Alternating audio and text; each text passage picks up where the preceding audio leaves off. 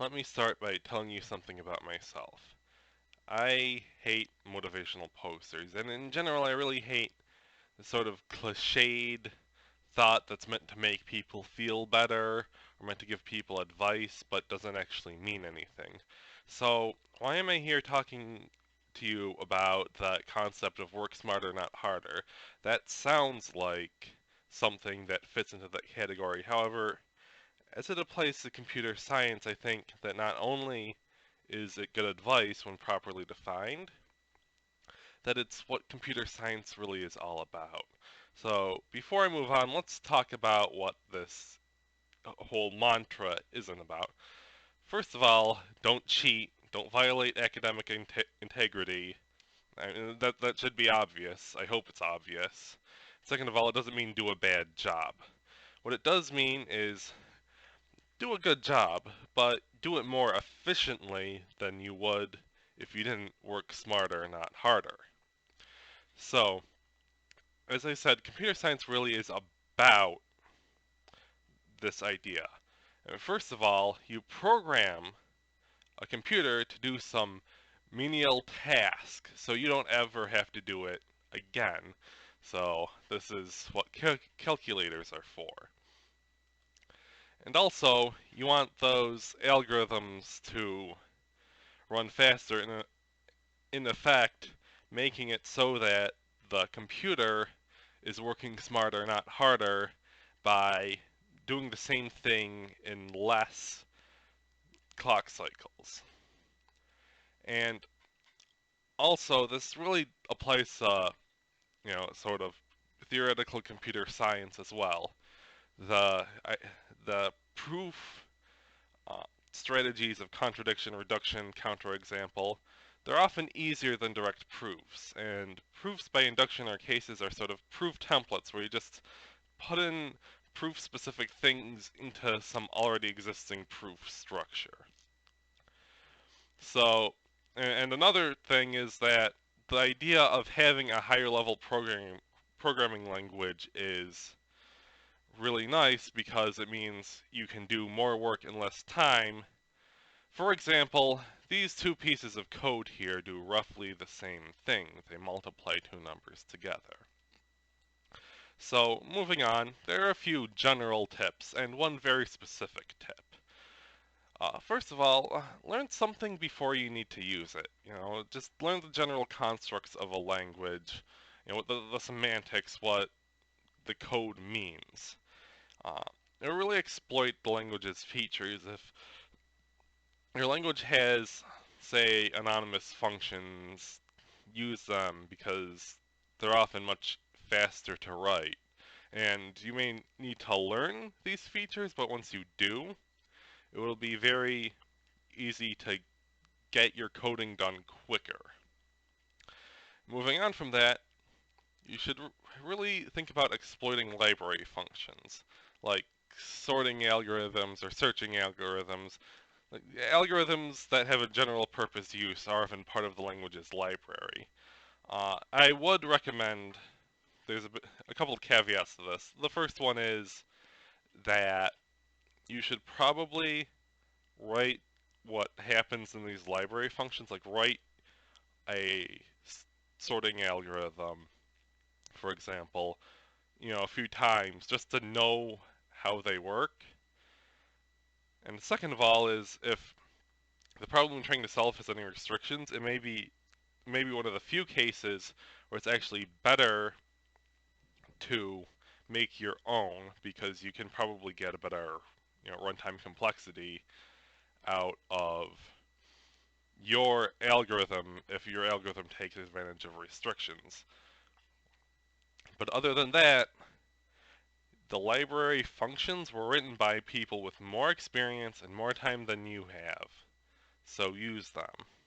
And these pieces of advice actually apply to proofs as well, because you could think about proof strategies as features of the language of proof, sort of the language constructs of the language of proofs. And what's been already proven to you in class is sort of like they're sort of like library functions. They're already solved pieces that you could just say, you can just reference them, and then bam, you're done. You've proved whatever you needed to prove, but already been, because it's already been proved. You can just cite that it's already been proved, and most instructors generally allow this. But the very specific, incredibly specific strategy you should have to working smarter, not harder, is to learn recursion early. Now you may think, hey, recursion is inefficient. You've probably been told that, and it's technically true. However, it's not inefficient necessarily in a way that makes it infeasible to use.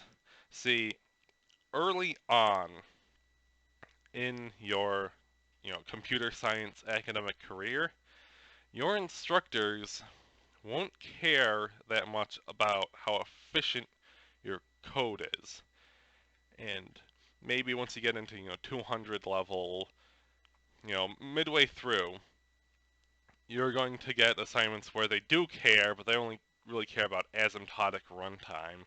So if your recursive algorithm is less efficient, but it's still the time it takes is still grows, linearly with the input size like a iterative algorithm does, you're in the clear. And this really achieves two things. First of all, actually three things. Learning concepts early, as already talked about.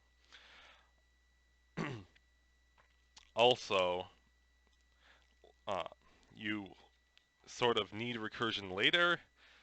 And lastly, once you learn a recursion, it's much easier to code a lot of things recursively. Some things are naturally defined recursively, so you'll be learning things early that you need to learn because there are theory classes where you need to learn recursion, and you may run into a programming language somewhere along the line that doesn't have loops and does, sort of does repetition through recursion only.